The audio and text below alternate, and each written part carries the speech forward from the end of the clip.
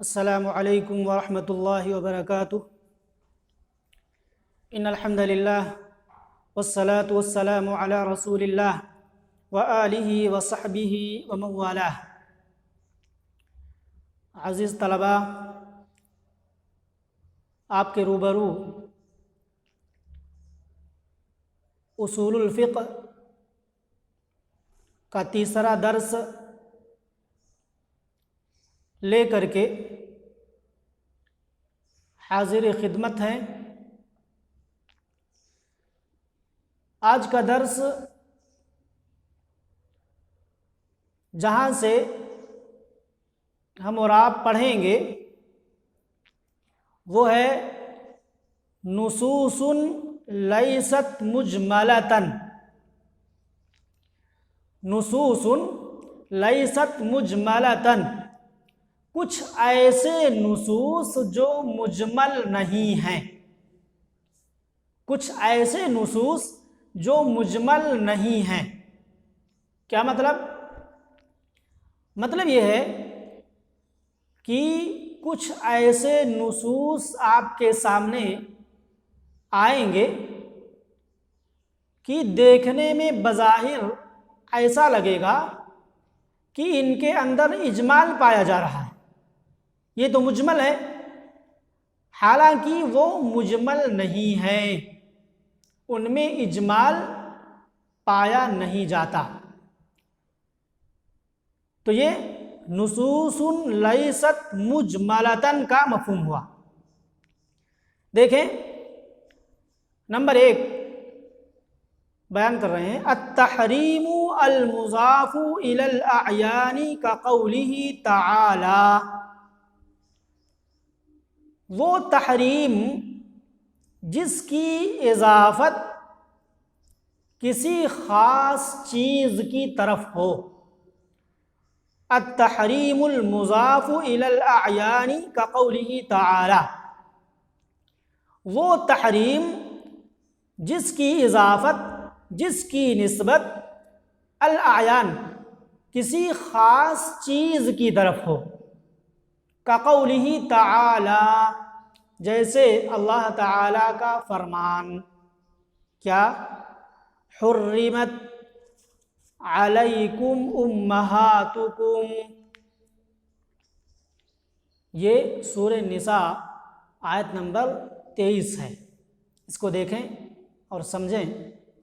حرمت علیکم امہاتکم، کیا مطلب ہے؟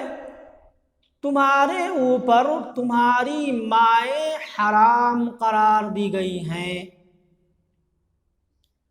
اب میں آپ سے پوچھوں کہ مائیں حرام قرار دی گئی ہیں کس چیز میں؟ کس چیز میں مائیں حرام قرار دی گئی ہیں؟ ماؤں کو مارنا حرام قرار دیا گیا ہے، یہ مطلب ہے۔ ماؤں کو ستانا حرام قرار دیا گیا ہے۔ ماؤں سے شادی بیاہ کرنا حرام قرار دیا گیا ہے۔ کیا مطلب؟ کوئی بھی مطلب ہو سکتا ہے۔ تو بظاہر ایسا لگ رہا ہے کہ اس کا تو کئی مفہوم بنتا ہے، اس کے تو کئی مفہوم ہو سکتے ہیں، ایسا لگتا ہے کہ اس میں اجمال ہو گئے۔ اسی طریقے سے دوسری آیت بھی دیکھیں، اس کے بعد نیچے اس کا مفہوم، صحیح مفہوم بتلا رہے ہیں اور حل کر رہے ہیں کہ کیسے مجمل نہیں ہے۔ دوسری آیت وقولہ، اور اللہ رب العالمین کا فرمان، حرمت علیکم المیتۃ، تمہارے اوپر مردار حرام قرار دیا گیا ہے۔ سورہ المائدہ آیت نمبر 2۔ تمہارے اوپر مردار حرام قرار دیا گیا ہے۔ کیا مطلب؟ مردے کو مارنا حرام قرار دیا گیا ہے، مردے کی ہڈی کو توڑنا حرام قرار دیا گیا ہے، یا مردے کا گوشت کھانا حرام قرار دیا گیا ہے۔ کیا مطلب؟ ایسا لگتا ہے کہ آیت کریمہ کے اندر اجمال ہے، لیکن اجمال نہیں ہے۔ تو کہا، دو آیتیں بیان کرنے کے بعد حرمت علیکم امہاتکم وقولہ حرمت علیکم المیتۃ لیس بمجمل، اس میں اجمال نہیں ہے، بظاہر ایسا لگ رہا ہے کہ اجمال ہے، لیکن اجمال ہے نہیں. کیوں؟ لِظُهُورِهِ عُرْفًا فِي النِّكَاحِ فِي الْأَوَّلِ وَفِي الْأَكْلِ فِي الثَّانِي. کیوں اس لیے اجمال نہیں ہے کہ عرف عام میں ظاہر ہے، عرف عام میں لوگ سمجھتے ہیں کہ ماؤں سے نکاح کرنا حرام قرار دیا گیا ہے. فی الاولی، پہلی آیت میں، پہلی مثال میں ہر کوئی جانتا ہے کہ ماؤں سے شادی کرنا حرام قرار دیا گیا ہے. یہ ذہن میں پہلے سے بات ہے، عرف میں یہ مشہور ہے. تو لہٰذا اجمال کا جو شائبہ اور شبہ ہو رہا تھا وہ ختم ہو گیا. لیس بمجمل، ان دونوں آیتوں میں اجمال نہیں ہے. کیوں؟ لظہورہ عرفا فی النکاح فی الاول. پہلی مثال میں کیسے نہیں اجمال؟ اس لیے کہ عرف میں نکاح کے سلسلے میں بالکل ظاہر و باہر ہے کہ ماؤں سے نکاح کرنا یہ حرام قرار دیا گیا ہے. وفی الاکل فی الثانی، اور دوسری مثال میں کیسے ظاہر ہے؟ عرف عام میں مشہور ہے کہ مردار کا گوشت کھانا حرام قرار دیا گیا ہے. عقل کے سلسلے میں حرمت ہے.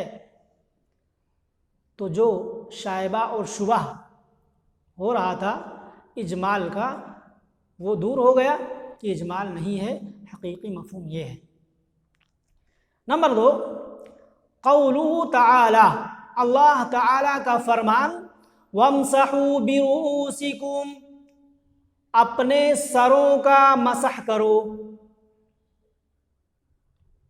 لیس بمجمل، یہ مجمل نہیں ہے. اجمال کا شائبہ کیسے ہو رہا ہے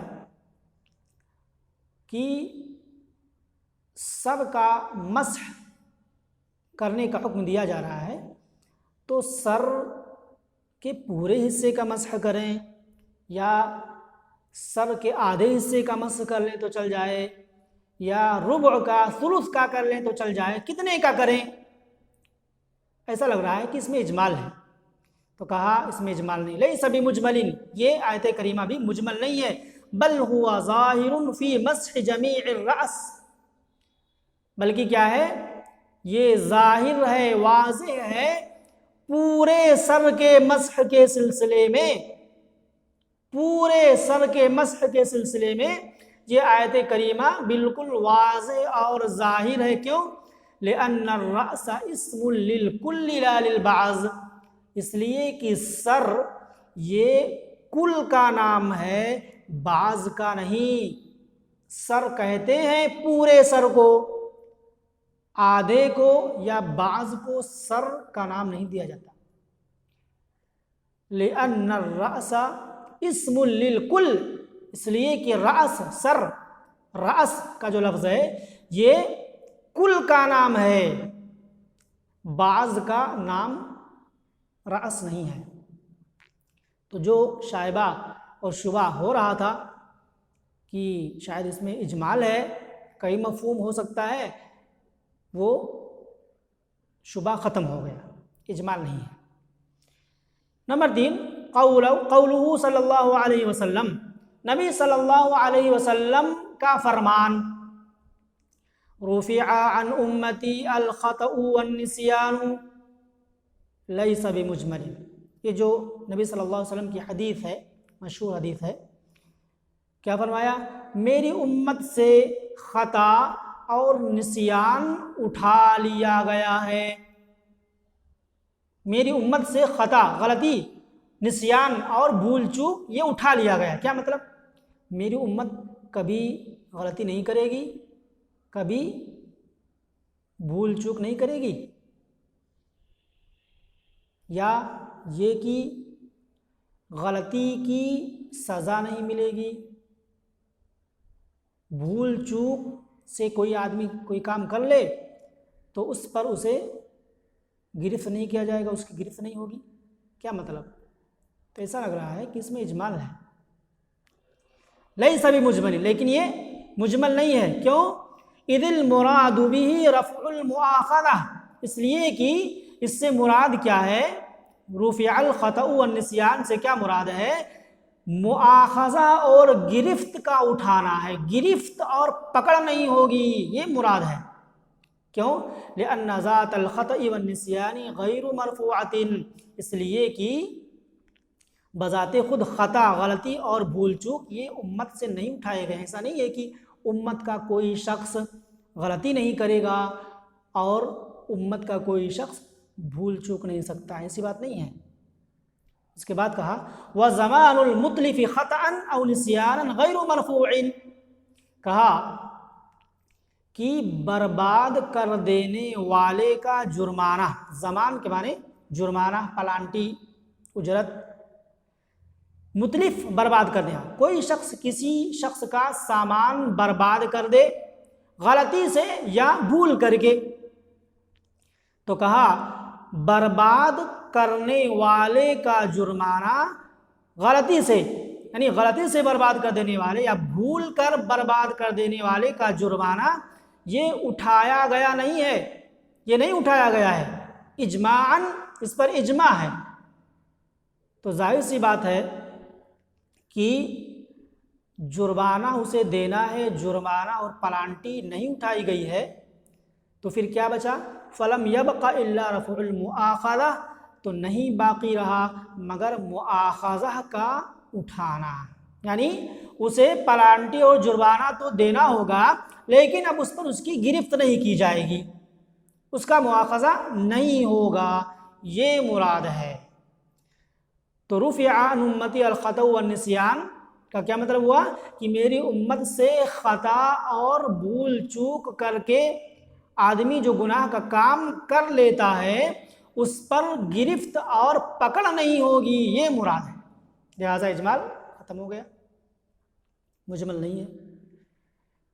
نمبر 4 قولہ صلی اللہ علیہ وسلم لا صلاة الا بطہور لا نکاح الا بولی لا صیام لمن لم یبت من اللیل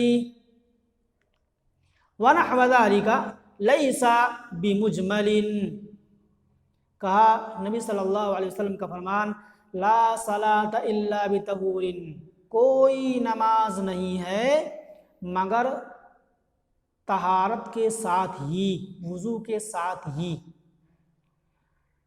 لا نکاح الا بولی، کوئی نکاح نہیں ہے الا بولی مگر ولی کے ساتھ ہی، لا صیام، کوئی روزہ نہیں ہے مگر اس شخص کا، کوئی روزہ نہیں ہے اس شخص کا جو رات میں روزے کی نیت نہ کرے۔ تو یہ حدیثیں ہیں جن میں صلاۃ کی، نکاح کی، روزے کی کلی طور پر نفی کی گئی ہے، یعنی کسی شخص نے بغیر وضو کے نماز پڑھ لی تو اس کی نماز ہی نہیں ہے، تو نماز کا وجوب تو وہاں پر پایا گیا، نماز اس نے پڑھی ہے۔ یا اسی طریقے سے بغیر ولی کے کسی نے شادی کر لی تو نکاح ہی نہیں ہے، تو نکاح تو ہوا ہے، نکاح کا وجود تو ہی ہے۔ اور جس شخص نے نیت، رات میں نیت کے بغیر ہی روزہ رکھ لیا تو روزے کا وجود تو پایا جا رہا ہے، روزہ تو وہ رکھ رہا ہے، پھر کہا جا رہا ہے کہ لا صلاۃ، نماز ہی نہیں، لا نکاح، نکاح ہی نہیں، لا صیام، روزے ہی نہیں، اس کے کیا مطلب؟ کہا کہ یہ نصوص، یہ حدیثیں ونحو ذالک، اور اس قسم کے جو دوسرے نصوص ہیں لیس بمجمل، یہ سب مجمل نہیں ہے۔ کیوں؟ کیا ہے حقیقی مطلب؟ لأن المراد نفی الصحہ والاعتداد شرعا، کہا اس لیے کہ مراد کیا ہے؟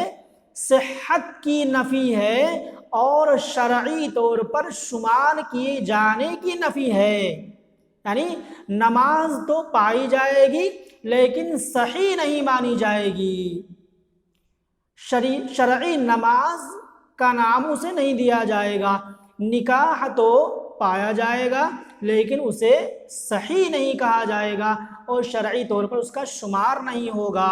روزے تو اس کے ہو جائیں گے لیکن وہ روزے صحیح نہیں ہوں گے اور شرعی روزے نہیں شمار کیے جائیں گے، یہ مطلب ہے۔ تو اجمال جس کا شبہ ہو رہا تھا وہ اجمال ختم ہو گیا۔ نمبر 5، قولہ صلی اللہ علیہ وسلم لا عمل الا بنیت، کوئی عمل نہیں ہے مگر نیت کے ساتھ، کہا یہ بھی مجمل نہیں ہے، یہ بھی مجمل نہیں ہے۔ تو لا عمل الا بنیت، نیت کے بغیر کوئی عمل ہی نہیں ہے، آدمی نے نیت نہیں کی، عمل کیا تو عمل کا وجود تو ہے، تو کہا یہ مجمل نہیں ہے۔ کیوں؟ لأن العمل، اس لیے کہ عمل ان کان عبادتاً، اگر عبادت ہو، جو کام اس نے کیا ہے بغیر نیت کے وہ اگر عبادت ہو تو اس میں مراد کیا ہوگا؟ فالمراد فیہ الصحہ والاعتداد شرعا، تو اس میں صحت اور شرعی طور پر شمار کیا جانا مراد ہوگا۔ یعنی بغیر نیت کے کوئی عبادت کر لی تو گویا وہ عبادت صحیح نہیں ہوئی اور شرعی طور پر شمار نہیں ہے اس کا، یہ مراد ہوگا۔ اور اگر اس عمل کا تعلق، جس عمل کو اس نے بغیر نیت کے کیا ہے، اس کا تعلق معاملے سے ہو، عبادت سے نہ ہو، فَوَيَصِحُ وَيُعْتَدُّ بِهِ دُونَ النِّيَّةِ إِجْمَاعًا، تو وہ صحیح ہوگا اور اسے شمار بھی کیا جائے گا نیت کے بغیر، اس پر اجماع ہے۔ اگر اس کا تعلق عبادت سے نہ ہو، معاملے سے ہو، آپسی معاملے سے ہو، تو وہ صحیح ہوگا اور اسے شمار بھی کیا جائے گا نیت کے بغیر، اس پر اجماع ہے۔ لیکن نفی کس کی ہوگی؟ وَالنَّفْيُ فِيهِ يَنْصِبُ عَلَى انتفاء الْأَجْرِ، لیکن نفی اس کے اندر اجرت کے نہ پائے جانے پر قائم ہوگی، یعنی اس کو ثواب اور اجر نہیں ملے گا۔ وَالنَّفْيُ فِيهِ، اور اس میں جو نفی ہے وہ کس پر قائم ہوگی؟ يَنْصِبُ عَلَى انتفاء الْأَجْرِ، اجر کے نہ ملنے پر قائم ہوگی، یعنی اسے ثواب نہیں ملے گا۔ مثال کے طور پر فَمَنْ رَدَّ الْأَمَانَةَ وَالْمَغْصُوبَ مثلاً، مثال دی کہ مثال کے طور پر کسی شخص نے کسی کا مال بطور امانت اپنے پاس رکھا اور اس نے نیت کسی چیز کی نہیں کی تھی، اور امانت رکھنے کے بعد اس نے پھر اسے لوٹا بھی دیا۔ والمغصوبہ، اسی طریقے سے کسی شخص نے کسی کا مال غصب کیا اور پھر بعد میں اسے لوٹا بھی دیا اور کوئی نیت نہیں کی۔ لا یرید وجہ اللہ، لوٹا دیا لیکن اللہ رب العالمین کی خوشنودی چاہتے ہوئے نہیں، وہ اللہ رب العالمین کی خوشنودی چاہتے ہوئے امانت کو نہ تو رکھا اور نہ ہی لوٹایا، اور نہ ہی غصب کی ہوئی چیز کو اللہ رب العالمین کی خوشنودی کی خاطر لوٹایا، تو کیا ہوگا؟ فَإِنَّ الْمُطَالَبَةَ تَسْقُطُ عَنْهُ، مطالبہ اس سے ساقط ہو جائے گا۔ لوٹا دیا امانت، اب اس سے نہیں طلب کیا جائے گا کہ پھر دوبارہ دے۔ وَيَصِحُّ فِعْلُهُ، لیکن اس کا یہ فعل امانت رکھنا اور ادا کرنا یہ صحیح ہوگا۔ وَيُعْتَدُّ بِهِ، اور اسے شمار بھی کیا جائے گا، لیکن وَلَكِنْ لَا أَجْرَ لَهُ، لیکن اسے اس کا کوئی اجر اور ثواب نہیں ملے گا، کیوں؟ اس لیے کہ اس نے نیت نہیں کی۔ وَكَذَلِكَ جَمِيعُ الطُّرُوق، کہا اسی طریقے سے بقیہ دوسری مثالیں جو یہاں پر نہیں ہیں، اس ٹائپ کی مثالیں اسی طریقے سے ہوں گی۔ تو اگر اس عمل کا تعلق معاملے سے ہے اور اس نے نیت نہیں کی ہے تو اس پر اجماع ہے کہ وہ صحیح ہوگا، عمل اس کا صحیح ہوگا، لیکن جس چیز کی نفی ہوگی وہ کیا؟ اجر کی، ثواب کی نفی ہوگی۔ لہٰذا امانت رکھتا ہے اور لوٹا بھی دیتا ہے لیکن اللہ کی خوشنودی نہیں چاہتا، تو پھر مطالبہ اس سے ساقط ہو جائے گا، اس کا وہ کرنا صحیح ہوگا، اس کا وہ فعل بھی صحیح ہوگا، لیکن اس پر اسے کچھ ثواب نہیں ملے گا۔ تو یہ آج کی بات کس پر ہوئی؟ نصوص لیست مجملتن، کچھ ایسے نصوص آپ کے سامنے پیش کیے گئے جو بظاہر مجمل معلوم ہو رہے تھے، لیکن جب ہم نے ان کی حقیقت جانی تو واضح ہو گیا یہ نصوص بظاہر مجمل لگ رہے ہیں لیکن مجمل ہے نہیں۔ تو یہی ہیڈنگ قائم کیا ہے، نصوص لیست مجملتن۔ آج کا درس یہیں پر ختم ہو رہا ہے، انشاءاللہ اگلا درس مبین کی بحث سے چالو ہوگا، لہٰذا آپ یہ جو بحث اب تک گزرے یعنی مجمل کے تعلق سے جو باتیں آپ کے سامنے آئیں ان کا اعادہ کریں، یاد کرتے رہیں اور اپنے ذہن میں بیٹھاتے رہیں۔ اللہ تعالیٰ آپ کو محنت کرنے کی توفیق عطا فرمائے۔ ھذا وباللہ التوفیق، والسلام علیکم ورحمۃ اللہ وبرکاتہ۔